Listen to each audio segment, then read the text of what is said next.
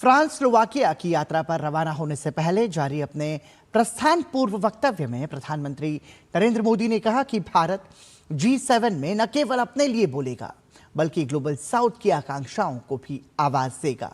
प्रधानमंत्री ने कहा कि लगातार 8वीं बार भारत को G7 शिखर सम्मेलन में आमंत्रित किया जाना वैश्विक मंच पर भारत की बढ़ती भूमिका और साझेदारी को दर्शाता है और साझेदार देशों के विश्वास को भी दर्शाता है। प्रधानमंत्री मोदी ने कहा कि फ्रांस भारत की रणनीतिक सोच में विशेष स्थान रखता है। उन्होंने कहा कि इस वर्ष राष्ट्रपति इमैनुअल मैक्रों की भारत यात्रा के दौरान दोनों देशों के संबंधों को स्पेशल ग्लोबल स्ट्रेटेजिक पार्टनरशिप तक उन्नत किया गया था। प्रधानमंत्री ने कहा कि नीस में राष्ट्रपति मैक्रों के साथ उनकी बैठक में फरवरी के बाद हुई प्रगति की समीक्षा की जाएगी और सहयोग के अगले चरण पर चर्चा होगी।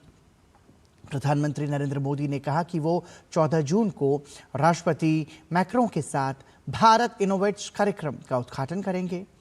भारत फ्रांस नवाचार वर्ष के तहत आयोजित ये कार्यक्रम भारतीय स्टार्टअप्स को वैश्विक निवेशकों से जोड़ने और उच्च शिक्षा क्षेत्र से निकल रहे नवाचारों को प्रोत्साहन देने का मंच बनेगा। प्रधानमंत्री स्लोवाकिया की राजकीय यात्रा पर भी जाएंगे। 1993 में स्लोवाकिया की स्वतंत्रता के बाद किसी भारतीय प्रधानमंत्री की यह पहली यात्रा होगी।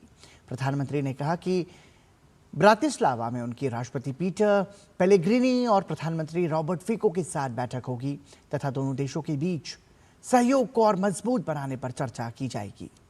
प्रधानमंत्री 16 और 17 जून को फ्रांस के एवियान में आयोजित G7 शिखर सम्मेलन में भाग लेंगे। इसके बाद 18 जून को पेरिस में यूरोप के प्रमुख प्रौद्योगिकी और नवाचार सम्मेलन विवा टेक 2026 में शामिल होंगे।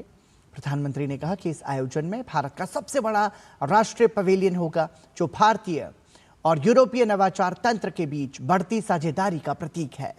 उन्होंने विश्वास व्यक्त किया कि फ्रांस और स्लोवाकिया की ये यात्रा यूरोप और G7 देशों के साथ भारत की भागीदारी को और मजबूती प्रदान करेगी।